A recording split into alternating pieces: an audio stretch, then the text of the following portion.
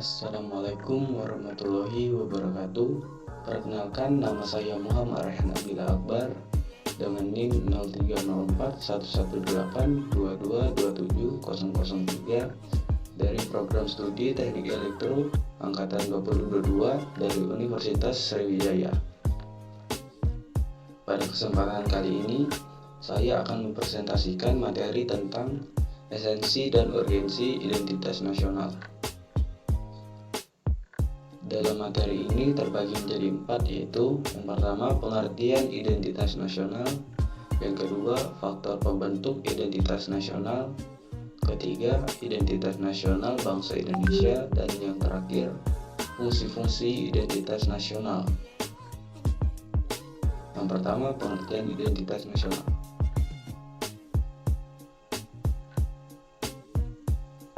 Secara etimologis, identitas nasional berasal dari dua kata, yaitu identitas dan nasional. Dalam Kamus Besar Bahasa Indonesia atau disingkat KBBI, identitas berarti ciri-ciri atau keadaan khusus seseorang atau jati diri. Sedangkan nasional berarti bersifat kebangsaan, berkenaan atau berasal dari bangsa sendiri, meliputi suatu bangsa. Dalam konteks pendidikan kewarganegaraan, identitas nasional lebih dekat dengan arti jati diri, yakni ciri-ciri atau karakteristik, perasaan atau keyakinan tentang kebangsaan yang membedakan bangsa Indonesia dengan bangsa yang lain. Identitas nasional bagi bangsa Indonesia akan sangat ditentukan oleh ideologi yang dianut dan norma dasar yang dijadikan pedoman untuk berperilaku. Semua identitas ini akan menjadi ciri yang membedakan bangsa Indonesia dari bangsa lain. Identitas nasional dapat diidentifikasikan baik dari sifat lahiriah dan dapat dilihat maupun dari sifat batiniah yang hanya dapat dirasakan oleh hati nurani. Yang kedua, faktor pembentuk identitas nasional. Faktor pembentuk identitas nasional terbagi menjadi dua, yaitu yang pertama faktor primordial atau objektif, yaitu faktor bawaan yang bersifat alamiah yang melekat pada bangsa tersebut seperti geografi, ekologi, dan demografi. Yang kedua faktor kondisional atau subjektif, yaitu faktor keadaan yang mempengaruhi terbentuknya identitas nasional. Faktor subjektif meliputi faktor historis, sosial, politik, dan kebudayaan yang dimiliki bangsa Indonesia. Selain itu, terdapat faktor lain yaitu faktor sakral, dapat berupa kesamaan agama yang dipeluk masyarakat atau ideologi doktriner yang diakui oleh masyarakat yang bersangkutan. Agama dan ideologi merupakan faktor sakral yang dapat membentuk bangsa negara. Faktor sakral ikut menyumbang terbentuknya satu nasionalitas baru. Yang ketiga, identitas nasional bangsa Indonesia. Yang pertama, bendera negara sang merah putih. Ketentuan tentang bendera negara diatur dalam Undang-Undang Nomor 24 Tahun 2009 mulai pasal 4 sampai pasal 24.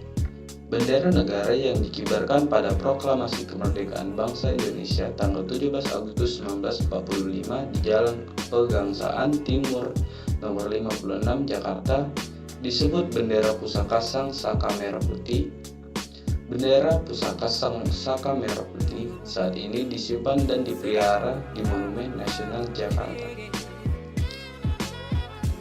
Yang kedua, bangsa negara bahasa Indonesia. Ketentuan bahasa negara diatur dalam Undang-Undang Nomor 24 Tahun 2009 mulai pasal 25 sampai pasal 45. Bahasa Indonesia sebagai bahasa negara merupakan hasil kesepakatan para pendiri NKRI.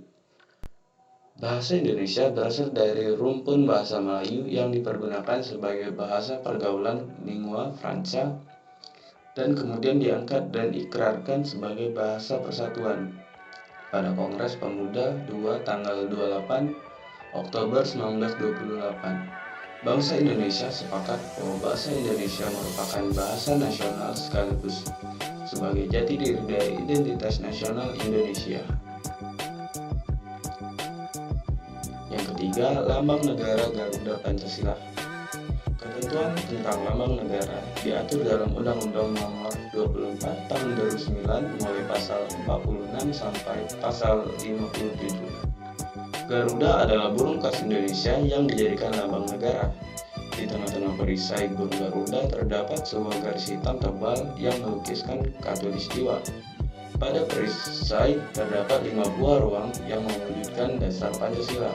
Dengan demikian, lambang negara Garuda Pancasila mengandung makna simbol sila-sila Pancasila. Dengan kata lain, lambang negara yang dilukiskan dengan seekor burung Garuda merupakan satu kesatuan dengan Pancasila. Artinya, lambang negara tidak dapat dipisahkan dari dasar negara Pancasila. Yang keempat, lagu kebangsaan Indonesia Raya. Ketentuan tentang lagu kebangsaan Indonesia Raya diatur dalam Undang-Undang Nomor 24 Tahun 2009 mulai pasal 58 sampai pasal 64. Indonesia Raya sebagai lagu kebangsaan pertama kali dinyanyikan pada Kongres Komodo II tanggal 28 Oktober 1928. Lagu Indonesia Raya selanjutnya menjadi lagu kebangsaan yang diperdengarkan pada setiap upacara kenegaraan. Yang kelima, semboyan negara Bhinneka Tunggal Ika. Bhinneka Tunggal Ika artinya berbeda-beda tetapi tetap satu jua. Semboyan ini dirumuskan oleh para The Founding Father mengacu pada kondisi masyarakat Indonesia yang pluralis yang dinamakan oleh Herbert Feith pada tahun 1960, seorang Indonesianis yang menyatakan bahwa Indonesia sebagai mosaic society, seperti halnya sebuah lukisan mozaik yang beraneka warna, namun karena tersusun dengan baik, maka keanekaragaman tersebut dapat membentuk keindahan, sehingga dapat dinikmati oleh siapapun yang melihatnya. Semboyan Bhinneka Tunggal Ika mengandung makna juga bahwa bangsa Indonesia adalah bangsa yang heterogen. Tak ada negara atau bangsa lain yang menyamai Indonesia dengan keanekaragamannya, namun tetap berkeinginan untuk menjadi satu bangsa, yaitu bangsa Indonesia. Dan yang terakhir, fungsi-fungsi identitas nasional. Fungsi-fungsi identitas nasional terbagi menjadi 3, yaitu yang pertama sebagai alat untuk mempersatukan bangsa. Fungsi pertama dari identitas nasional yang pertama adalah sebagai alat untuk mempersatukan bangsa, sehingga kehidupan sosial yang dijalani bisa berjalan dengan aman dan damai. Dengan kata lain, tanpa adanya identitas nasional, suatu bangsa akan sulit untuk dipersatukan. Yang ketiga, sebagai landasan negara. Setiap negara pastinya memiliki landasan negara supaya membuat suatu negara terus berkembang. Landasan negara itu menjadi fungsi kedua dari identitas nasional.